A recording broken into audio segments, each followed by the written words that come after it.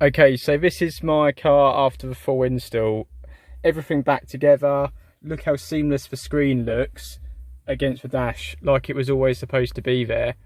Now, with my car, what I did have to do was I did have to run the MP3 cable, the 3.5mm cable, all the way into the centre console. So all I did was run it down the back of the glove box. All you have to do is drop off the bottom panel and you can feel all the way through to the dash. And then I ran it down the side of the gearbox on the passenger side where there's a bit more space. Now to press it up inside, all I did is, if you look at the centre console, there's a couple of things. If you take this bit out, there's a screw. Just undo that screw. And then on the back of the gearbox, centre console, there's this panel on UK models, if you will just see that there. That just clips off. Underneath is loads of space. Inside are 2 bolts, 10mm bolts. Just undo those and the console will lift up more than sufficiently to press all your cables in. Now inside the centre console, I actually ended up going for quite a clean install, and using the space behind the centre console actually allowed me to do quite a clean install in here. So you will see just down here, I have drilled a small hole which I will cover with black carpet, the same as the rest of the glove box, so you won't see it. And there's my media cable running through into the back, and then you'll also see this USB-C cable coming out of there. Now that's because what I've done, and whilst I had everything apart, I've run a power cable all the way from the input for the 12-volt socket up here, along down the side of the centre console as well, the same as the 3.5mm cable, which is why it made sense. And behind here is a 12-volt fast charger, because the existing USBs in the car will only run at 0.5 amps at 5 volts, which on a modern phone will take yonks to charge it up. And if you're in the car for an hour or two and you want a burst of power, you're only going to get maybe 5, maximum 10% with the size of the batteries these days. So behind there is a fast charger which has a USB-C on it, which will charge anything up to 35 watts. Current phones charge up to 25 watts, so that's future-proofed. And there's also an additional quick charge 3 port on there, which is in readiness for a wireless charger, which I will fit inside here. So eventually I won't even need this cable, and I'll just be able to plonk my phone in here and be able to. So obviously wireless chargers, the maximum you get at the moment is 15 watts, so you'll never be able to charge as quickly as you would else through other means. Now if I close that up, you can see because I've not got any cables in here, it's a really neat install. And if I just take the phone cable out of the way, you'll see that I've got loads of space for everything else in there. So really decent install, really neat. Now if I close this up and then move on to the dash, you will see down the side of the screen how integrated it looks. It doesn't look like any kind of third-party equipment, and you can tell why these systems are quite expensive. You can see it integrates with the dash. You've got this nice curve shape here, and then on the other side as well, looks like it's always supposed to have been there. Now I'm in full screen mode with my Spotify up at the moment. This is the main NTG menu, which you would have seen on other people's videos. You can go into your Android apps. I've now ordered all of this, so I've got my Play Store and I've got all my applications installed. So what I am going to test is which is the best navigation app. So you will see on here that at the moment I've got Android Auto installed, keyboard obviously, Chrome, Google Maps, Spotify, Tasker, now I'll explain that one in a minute, TomTom Go and Cedric Maps. So I'm going to test which of the maps I prefer and then opt for that. Most likely it's going to be Cedric. You'll see up here as well that I've got a 4G SIM card installed. That's a data SIM. It cost me 35 quid. It's got 24GB of data and that lasts me 2 years. That should be enough for this system, because when it's at home it can download all its updates on my Wi-Fi when I'm just cleaning the car or washing it or something like that. And that's what the intention is. Now if I move into normal zoom mode, what I've got on the screen is you'll see how quick it is as well. is if I open up the maps, this is obviously Google Maps, same as it would be on a phone. You touch it once to make it full screen.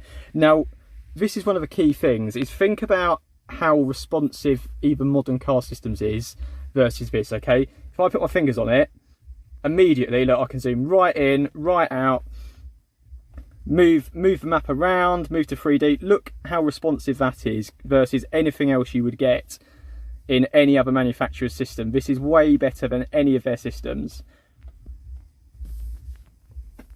Now, what I've also got as well is obviously I've got Spotify running. Navigation, you can map to whichever application you've got installed. NTG menu will obviously go to the car's screen. So if I start the car up,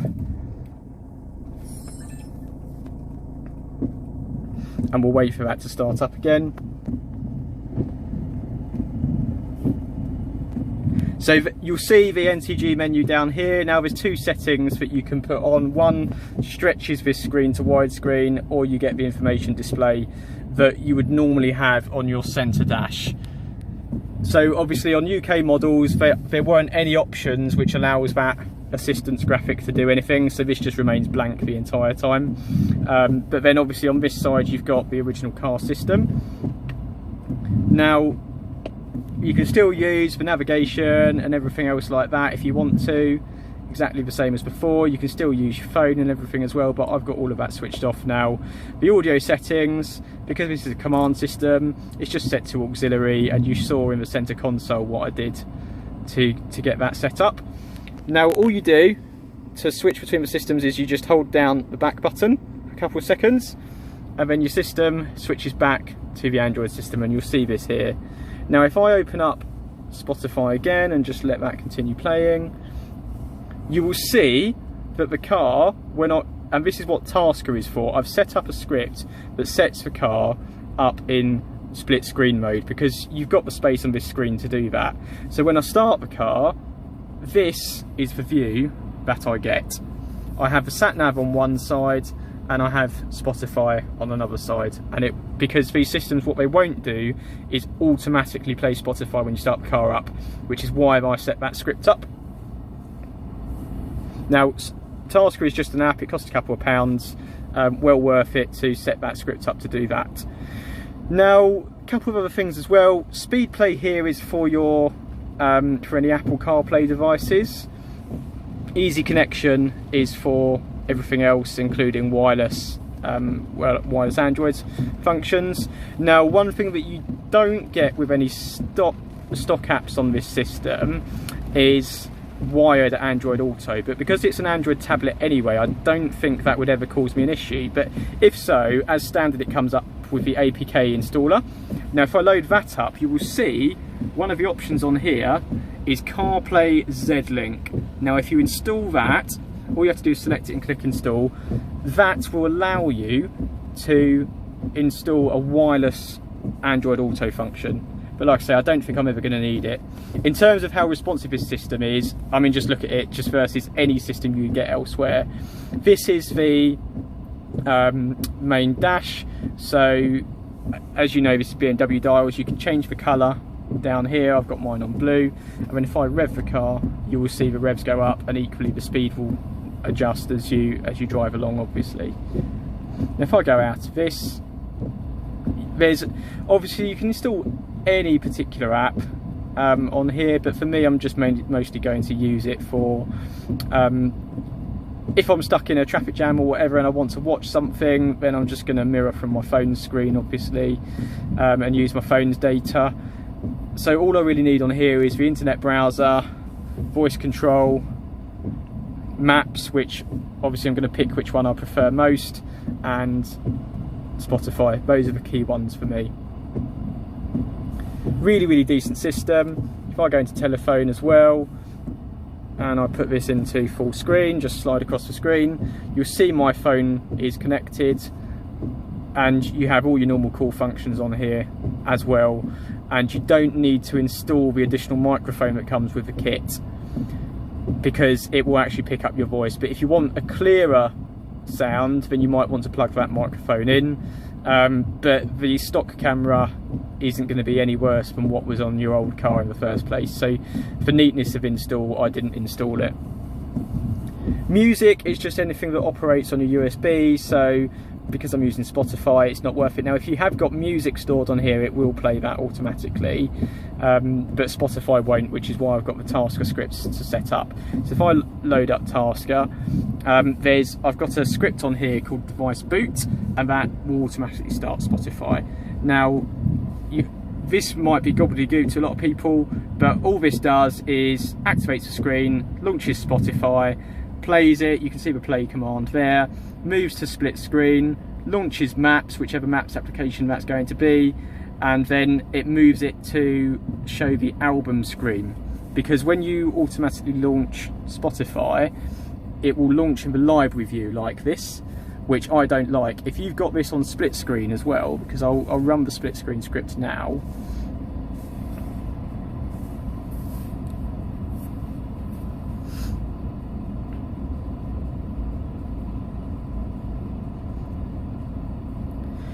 So if you've got split screen, you get this tiny view down here, and when you're driving along, it's very difficult to press the next track if you want to.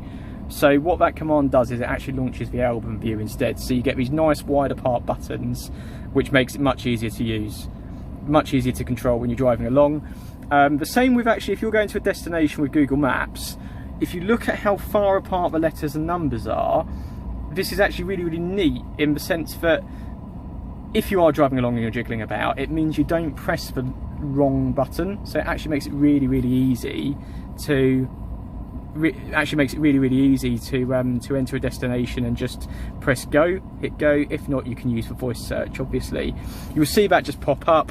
I've got my climate control on automatic at the moment, and so each time the climate control changes a setting, that will pop up on screen. So for instance, if I just change the temperature to 23 degrees, that is going to pop up on screen now. It will appear at the bottom normally like that if you haven't got the keyboard up. So if I change it again, you'll see it pop up again. But because it's on automatic, each time it changes one of the settings, so for instance, if I wanted the blowers on my face, it will pop up on screen, the same as you would manually. So just one slight annoyance, but it's not too major. It's just the stock system wouldn't do that. Another slight annoyance is the fact that with Spotify, the next and back buttons will not work on your tracks, so you do want that on screen at all times.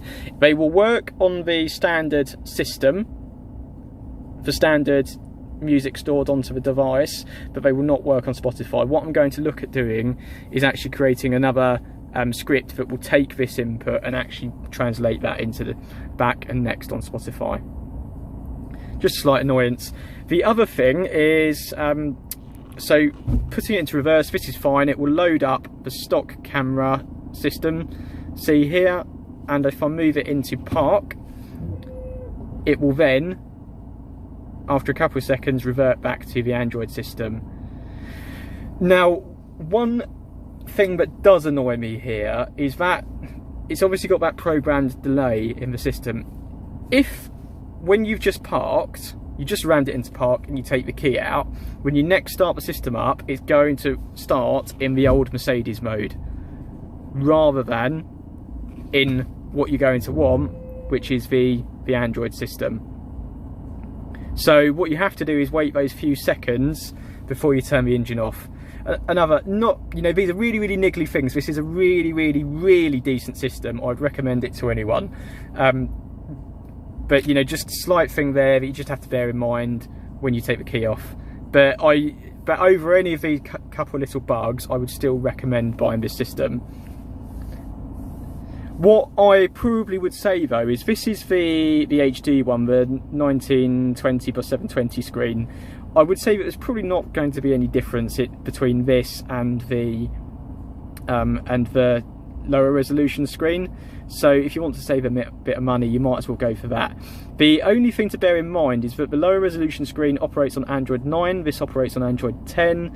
So when it comes to support and downloading apps for these things in future, including updates to your existing apps Android 10 will be supported for a lot longer than Android 9 will be, albeit it's, you know, that's a long time in the future, so I wouldn't worry too much about it, but just something to bear in mind. There's a couple of option things on here that you'll see as well, so the TPMS and ADAS. So the TPMS is if you bought the optional tyre pressure monitoring system, which I might actually do when I come to change my tyres next, and have 2 tyres done, and when the next set of tyres get done, complete the set with all 4. ADAS, if you haven't already got a forward-facing dash cam, I would recommend buying that as an option with this system.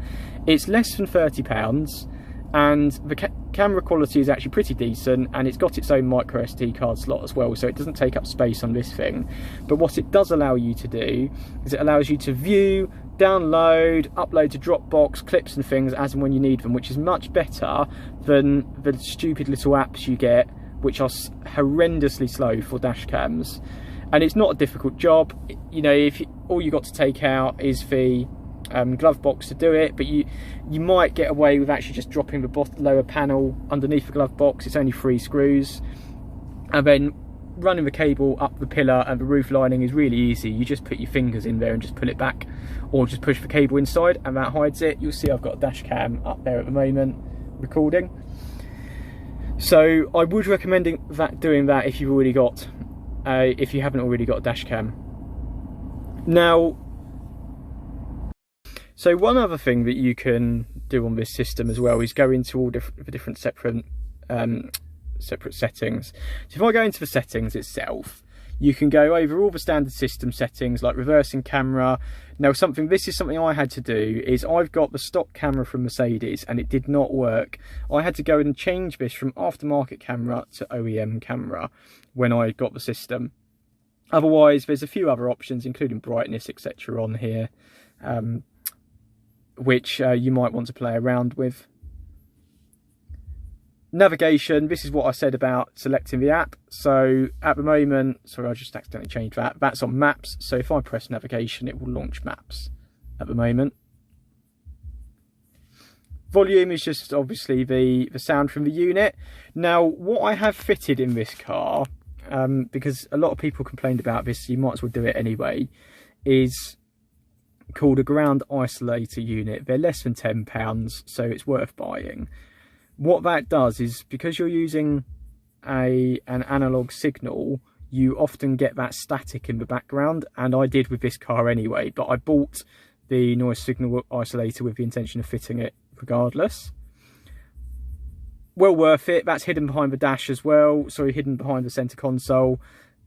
Just fit it anyway.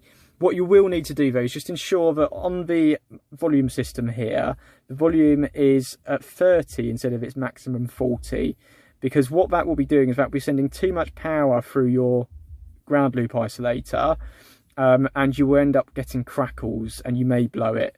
So, because they're only cheap little things. So what you should do is actually reduce the volume of your Android unit and instead let the car's audio system and amplifier control the sound. I'll move over those other bits, and then you've got these other few settings here as well. So if you press the Android setting, this takes you into the very familiar Android settings screen that you would have seen before. So I don't need to go through that. It's the same as any Android system. You can control everything as needed. What you get as well in addition to this is the factory screen. Now, the password is 1314 on these systems. It doesn't matter who you buy it from. It's pretty much the same regardless.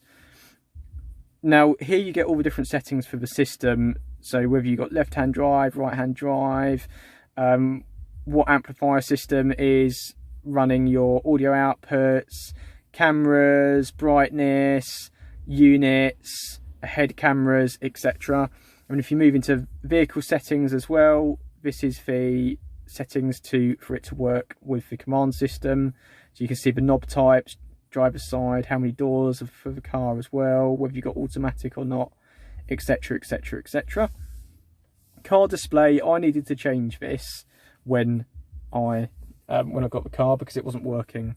It had the wrong setting on. Really easy. It's got all the different options in there. You can see selected above. I've got a 4.5 system, so I've selected the half screen 4.5 system. The one, you'll see the options here, the one that doesn't mention half screen is the one that stretches it all over the whole screen. But it doesn't scale it, it stretches it, so that's why I prefer the half screen setting. CAN protocol is obviously your system. I'm on 4.5, but this system will also work with the newer systems for version 5 and the yellow and black system, the version 4 as well. And then you come down to UI.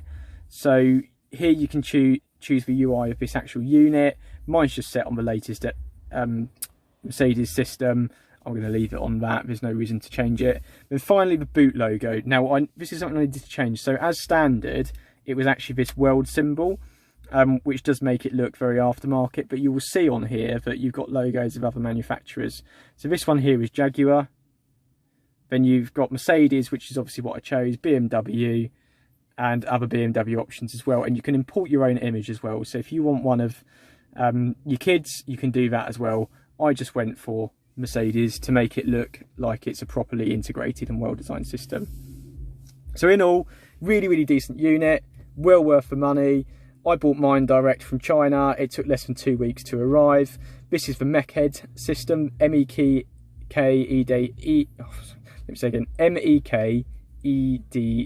system. It's the same as everyone else's, but will charge you £100–200 more. Just buy it on AliExpress from China. It doesn't take too long. It's exactly the same system, no matter what anyone tells you. The only difference is someone might put their own app on it. That's it. But normally on Play Store you can get whichever app you want, so I really wouldn't bother paying the extra. What you might want to think about is getting the 12.5-inch screen. This is the 10.25, perfectly large enough for me. I think it's large enough. But the 12.5, if you want it to feel a bit more iPad-y, then by all means do that, because then you get a little bit of additional height. What I would warn against, however, is your front parking sensors. With the 10.25-inch screen, you can easily see from my driving position, which is roughly here, the parking sensors.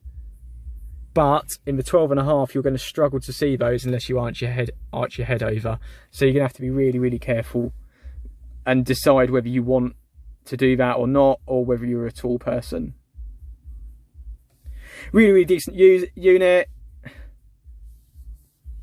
Really easy to use. Easy to use driving along. The keyboard's easy. I've mentioned that because that was one of my worries about the size of the text. And I really love the fact that you can have it in split screen mode or full screen mode. And maps, obviously, you can integrate with something like Spotify, so you can have that displaying on the screen whilst you've got your navigation. But look how easy this thing is to use. Really easy, really quick. Really recommend it. Thank you.